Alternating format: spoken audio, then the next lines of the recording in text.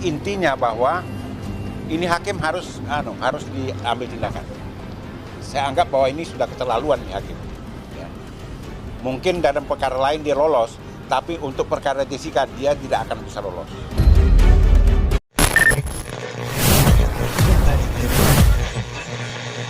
Kami akan berupaya sebaik mungkin, sekuat tenaga, membuktikan bahwa Oto Hasibuan dan advokat lain resmi melaporkan Hakim Binsar Gultom dan 3 hakim lainnya yang menangani kasus kematian Mirna Salihin dengan mendakwakan Jessica Wongso. Pada Selasa, 14 November 2023, tim Aliansi Advokat Pembela Jessica Wongso melaporkan Hakim Binsar Gultom dan 3 hakim lainnya sebagai langkah pertama upaya hukum. Tercatat setidaknya terdapat 3.800 advokat yang tergabung dalam Aliansi Pembela Jessica Wongso dari berbagai organisasi di seluruh Indonesia.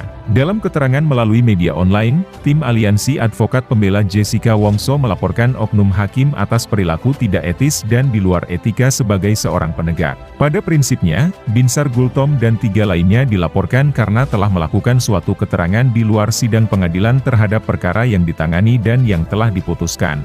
Terdapat beberapa hal dalam laporan tertulis, di mana hakim telah melanggar pasal 7 dari peraturan bersama Mahkamah Agung dan Komisi Yudisial. Perlu diketahui, sebelumnya Hakim Binsar Gultom juga pernah dilaporkan ke Komisi Yudisial terkait pelanggaran kode etik oleh kuasa hukum Jessica Wongso sekitar 7 tahun yang lalu. Melalui YouTube, Hakim dilaporkan oleh kuasa hukum karena berbicara kasar, menghina penasehat hukum, mengarahkan saksi-saksi, melanggar hukum acara, menyatakan pendapat secara terbuka tentang fakta persidangan yang sedang berjalan sehingga merugikan Jessica Wongso. Menanggapi hal tersebut, Hakim Binsar Gultom mengaku semua itu tidak benar.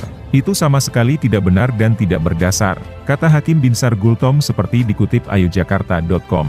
Menurutnya, hal tersebut tak perlu dijadikan fokus karena yang paling utama adalah menuntaskan perkara kasus kematian Mirna Salihin seadil-adilnya. Kalau penasehat hukum itu kan memang membela terdakwa, kalau jaksa kan menuntut bagaimana terbukti bersalah si terdakwa. Sedangkan hakim itu adalah netral tanpa memihak kepada siapapun, tambahnya.